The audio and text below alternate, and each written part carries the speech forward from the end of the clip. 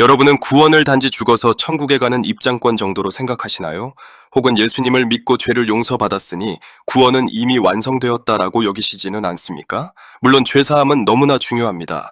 하지만 그것이 구원의 전부라면 왜 성경은 우리가 구원을 이루라고 말하고 생명 안에서 구원받을 것이라고 미래형으로 말하고 있을까요?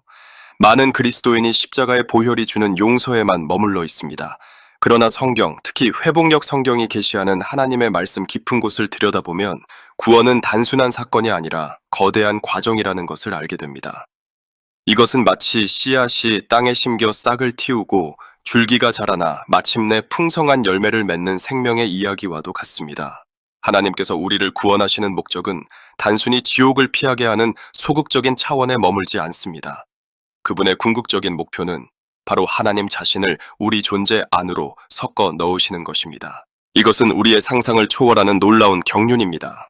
오늘 우리는 성경이 말하는 구원의 완전한 그림, 즉 하나님의 구원이 실제로 어떻게 이루어지는지에 대해 아주 깊이 있게 파헤쳐 보려 합니다.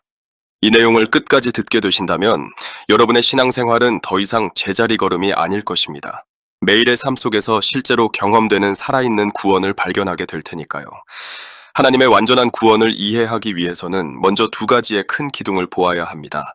첫 번째는 법리적인 구속이고 두 번째는 유기적인 구원입니다.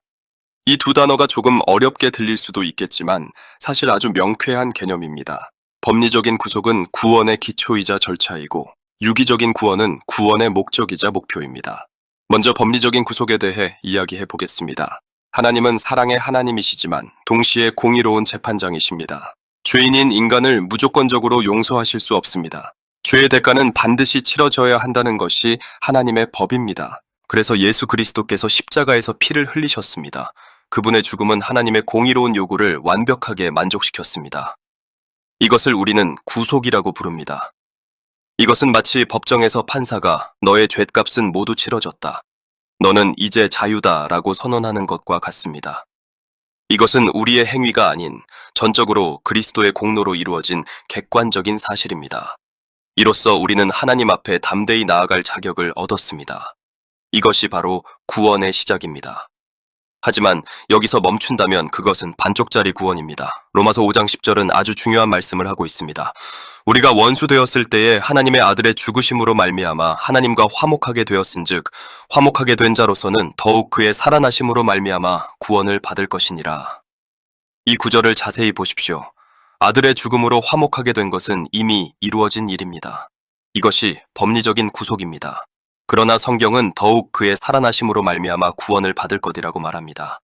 이것은 그분의 생명 안에서 이루어지는 구원, 바로 유기적인 구원을 의미합니다. 법정에서 무죄 판결을 받았다고 해서 병든 몸이 즉시 건강해지는 것은 아닙니다. 판사는 죄를 사해줄 수는 있어도 병을 고쳐줄 수는 없습니다. 죄인의 신분에서 풀려난 우리는 이제 의사의 치료가 필요합니다. 우리 안에 있는 죄의 본성, 즉 영적인 질병을 치료하고 하나님의 생명으로 채우는 과정이 필요하다는 뜻입니다. 이것이 바로 유기적인 구원의 핵심입니다. 하나님은 우리를 법적으로 용서하실 뿐만 아니라 그분의 생명을 우리 안에 주입하여 우리 존재 자체를 변화시키길 원하십니다. 이 유기적인 구원은 단계적으로 이루어집니다. 그 첫 단계가 바로 거듭남입니다.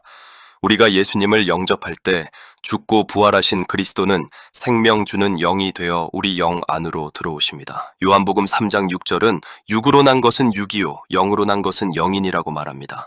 하나님의 영이 우리의 죽었던 영을 살리시고 그곳에 하나님의 생명을 낳으시는 것입니다. 이것은 우리 존재의 가장 깊은 곳, 즉 영에서 일어나는 혁명입니다. 이제 우리는 하나님의 생명을 가진 하나님의 자녀가 되었습니다. 그러나 거듭남은 시작일 뿐입니다. 우리 영 안에 들어오신 주님은 이제 우리 마음으로 확산되기를 원하십니다.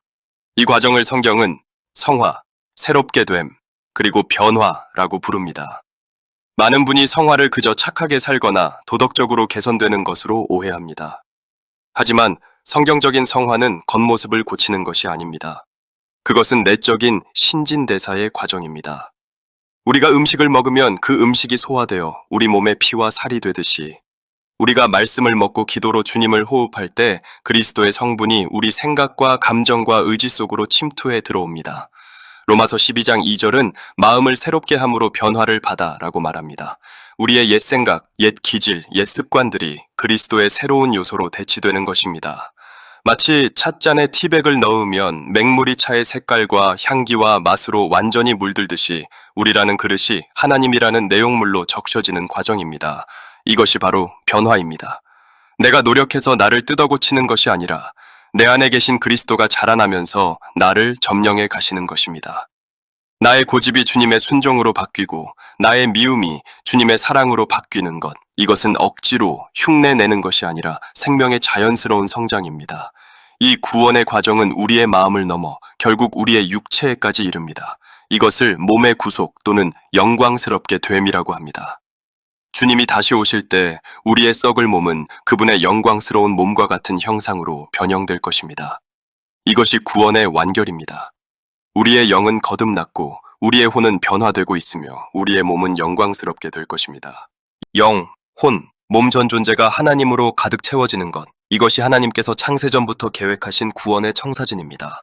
이 모든 과정은 하나님의 경륜이라는 큰 틀 안에서 움직입니다. 하나님의 경륜은 하나님께서 그분 자신을 사람 안에 분배하시는 가정 행정입니다. 하나님은 과정을 거치셨습니다. 육신을 입으시고 인생을 사시고 십자가에서 죽으시고 부활하시어 생명 주는 영이 되셨습니다. 왜 이렇게 복잡한 과정을 거치셨을까요? 바로 우리 안으로 들어오시기 위해서입니다. 크고 높으신 하나님이 우리처럼 작고 연약한 그릇 안에 들어오셔서 우리와 하나가 되기 위함입니다. 그래서 구원은 하나님과 사람의 연합입니다. 신격에서는 여전히 하나님만이 하나님이시지만 생명과 본성에서는 우리가 하나님과 똑같이 되는 것입니다.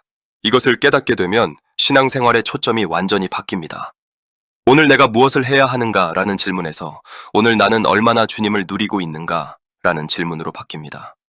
율법을 지키려고 애쓰는 종교 생활이 아니라 내 안에 계신 그리스도께서 사시도록 자리를 내어드리는 생명의 생활이 됩니다. 죄를 짓지 않으려고 입술을 깨무는 것이 아니라 내 안에 계신 생명의 빛이 강렬해져서 어둠이 자연스럽게 물러가게 하는 것입니다. 이것이 유기적인 구원의 능력입니다. 결국 하나님의 구원은 우리를 새 예루살렘으로 이끌어갑니다. 새 예루살렘은 물리적인 황금성이 아닙니다. 그것은 하나님과 사람이 완벽하게 하나 된 연합체이자 변형되고 영광스럽게 된 사람들의 총체입니다. 하나님은 우리를 통해 그분의 영광을 영원토록 표현하시고 우리는 그분 안에서 영원토록 안식하며 누리는 것, 이것이 성경이 말하는 구원의 최종 완성입니다. 그러므로 사랑하는 여러분, 이제 우리의 시선을 십자가의 용서에만 고정하지 말고 그 너머에 있는 생명의 구원을 바라보십시오. 법리적인 구속이라는 단단한 기초 위에서 유기적인 구원이라는 건물을 매일 지어 나가야 합니다. 구원은 죽어서 가는 천국행 티켓이 아니라 지금 여기서 경험하는 하나님의 생명 그 자체입니다. 오늘 하루 여러분은 얼마나 구원받으셨습니까? 이 질문은 당신은 예수님을 믿습니까? 라는 질문과는 다릅니다. 오늘 당신의 생각과 감정은 얼마나 그리스도로 적셔졌습니까? 라는 질문입니다. 여러분이 화를 낼 상황에서 주님의 평안이 여러분을 주장했다면 여러분은 그 순간 여러분의 기질로부터 구원받은 것입니다.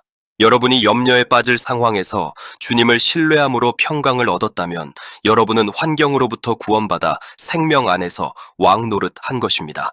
매일 아침 눈을 뜰 때마다 이렇게 기도해 보십시오. 주님, 저를 당신의 피로 씻어주심에 감사합니다. 하지만 주님, 저는 더 큰 구원을 원합니다. 오늘 하루 제 마음의 방들을 주님께 엽니다. 제 생각 안으로 들어오시고 제 감정을 적셔 주십시오. 저의 결정을 주관해 주십시오. 당신의 생명이 제 안에서 자라나게 해 주십시오. 이러한 기도가 쌓이고 쌓여 우리는 점차 그리스도의 형상을 닮아가게 될 것입니다. 이것이 우리를 향한 하나님의 뜻이며 이것이 바로 하나님의 구원이 이루어지는 실제적인 길입니다. 멈추지 않는 생명의 성장이 여러분 안에 있기를 바랍니다.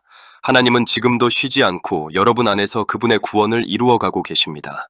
그 손길에 여러분 자신을 온전히 맡기십시오.